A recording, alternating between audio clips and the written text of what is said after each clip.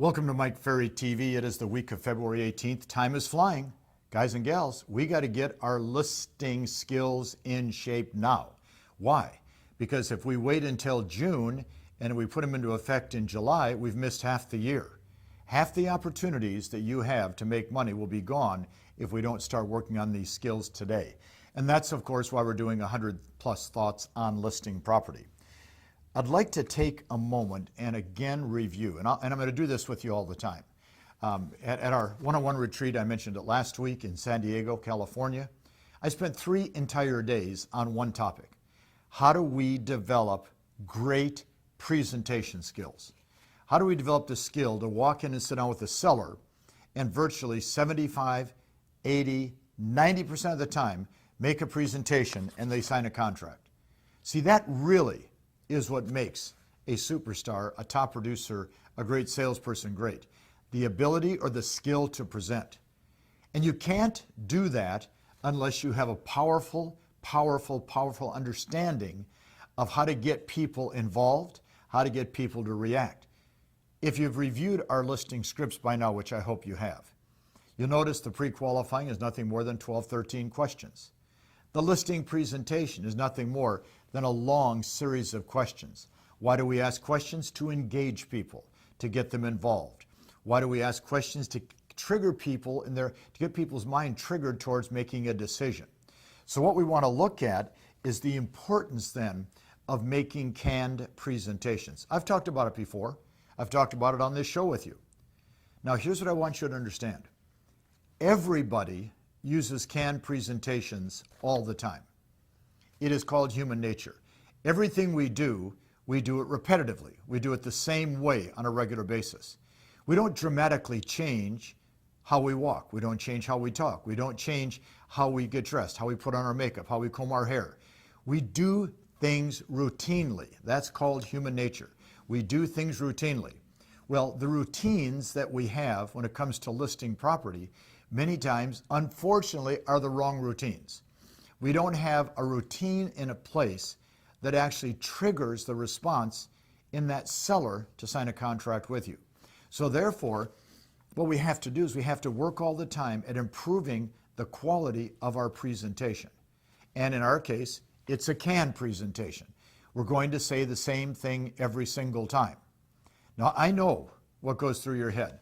Well, your style is not my style. So what's your style? Not listing property? Not taking listings? Failing on a regular basis? Not having income? That's not a style. That's a pathetic state that we need to get you out of. The style for successful salespeople is knowing what to say and saying it repetitively. Because see, as you ingrain into your subconscious mind the scripts that we teach and the canned presentation, you get stronger and stronger and stronger in your approach. And even better yet, pretty soon, this approach we teach in a canned presentation becomes you. It's no longer Mike Ferry's script, it's your script. You own it. You have ownership of the script because you've ingrained it in your subconscious mind. It's automatic, it's repetitive, it comes out of your mouth, you don't have to think about it. That's what a canned presentation is. Ladies, when you put on your makeup, it's a canned presentation. Gentlemen, when you tie your tie, it's a canned presentation. When you tie your shoe, it's a canned presentation. The route you take to work is probably a canned presentation. Go the same way every single day. So what we have to remember as we look at these 100 plus thoughts on listing property, the greater the salesperson, the more canned their presentation. But Mike, a canned presentation gives me the connotation of being a salesperson. Hello, I hope so. You better think of yourself as a salesperson because as I've said in the past, that's what the seller thinks you are. So let's continue now with point number 29. I want you to determine a couple of things for yourself.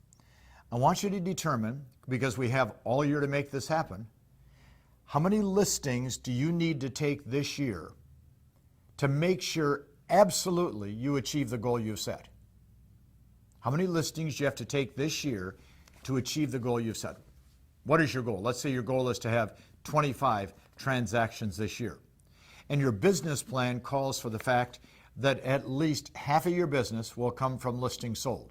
All right, so that's 12 to 13 listings sold. How many listings do you have to take to make sure you have 12 to 13 listings sold? What is your list to sales ratio? What percentage of the time? Now, I got to tell you, you follow Mike Ferry, you're going to have a 75 to 90% list to sell ratio. You follow most people, you're going to have a 20 to 25% list to sell ratio because they're not going to teach you the canned presentation to get the price that causes it to sell because everything is based on price, as you know. What is your list to sell ratio? And once you determine that, I want you to figure out, do I need to take 22 listings, 25 listings, 30 listings? Again, at that one-on-one retreat, I was interviewing people in the audience. And I asked people, how many listings you take this year? I'm going to take 90. I'm going to take 120. I'm going to take 175. I'm going to take 200. I'm going to take 60. That was very common because at the retreat, for those that were there were 350 legitimate superstars, top agents in the world, sitting, learning how to perfect their presentation. The second thing I want you to determine, how many presentations will be necessary to achieve that goal you've set? How many presentations? Okay. I want to take 20 listings. Based on my skill level, I have to go on 30 presentations. I want to take 40 listings. Based on my skill level, I only have to go on 45 presentations. You need to determine that so you see what amount of prospecting is going to be required to get you to the goal that you've set. Now, when you figure out how many presentations and how many listings, I wrote down, you might be a little surprised, you might be a little depressed, and maybe you'll be really excited about the fact that you can do something extraordinary. So watch, determine the number of listings, determine the number of presentations. Point 30, if you want to be a superstar, set a goal to go on at least 3 to 5 listing presentations per week. Whoa, Mike, man, I'm not even going on one a month. That's why you're watching Mike Ferry TV. That's why we're doing 100 plus thoughts on listing property. Are you saying to me that I should be going on 3 to 5 listing presentations per week? Watch my lips. I'm saying to you, you need to go to 3 to 5 listing presentations per week. Why? It's the only way you're going to maximize your production. You go on 3 a week, that's 12 a month. And you only list half, that's 6. Is that better than you're doing today? So here's a couple questions. How many hours are you working an average day? And are the hours you're working enough to get you that many presentations? And I also wrote down, it would be realistic if you were prospecting every day. Because if you do, you become a superstar. So how much prospecting do you have to do each day to get 3 minimum presentations per week? You need to give this a lot of thought. Point number 31, to shorten, because we talk about this all the time, the length of your presentation. Do not vary one word from the script to shorten your presentation. Okay, now listen carefully. The longer you talk, the more trouble you get in. Period.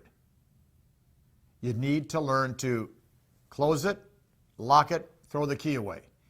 Your job is to ask questions on a listing presentation, period. So I'm going to say, if you look at a great actor, a singer, professional athlete, they always stay on their script. And the script's designed to be short to the point and be effective. So too many people take these scripts we give and they decide to adjust them. I don't like that question, I'll leave it out. Okay, so I wrote down, take the scripts and dialogues, follow them 100% of the time. Your confidence goes up, transactions go up, the amount of money in your pocket increases, and your life is better. Short scripts are better than long. If you look at the scripts we have, and I know you're studying them, they're short and to the point. Point number 32, because it takes more listings today, unfortunately, than ever before to get one sold, we have to go on more presentations. How much longer can you procrastinate on this particular point? How much longer are you going to wait? You can't afford to wait any longer. Since it takes more listings to get those sold, we got to go on more presentations now. Okay, it's Monday. Can you go on 2 presentations this week? If your broker said to you right now, here's the deal. Either you go on 2 listing presentations this week or your license is revoked for life. Could you convince your mother to let you make a presentation? Could you make a presentation to your next door neighbor? Could you make one to your own family, to your kids who are married? Guys and gals, you got to go on presentations. And then point number 33, I wrote down, put a seller's motivational scale in your pre-listing package. Now, we've already said motivation is the name of the game. Without strong motivation, nothing happens.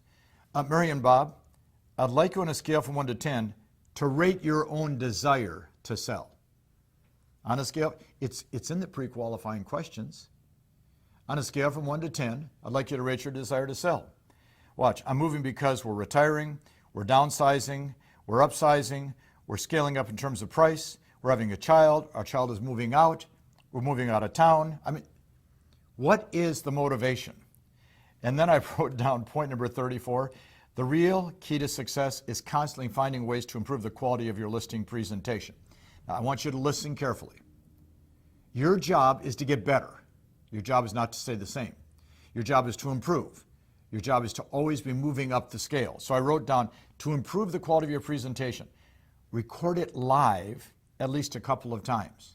Sit by yourself and record it. Okay, ask your broker manager to record it.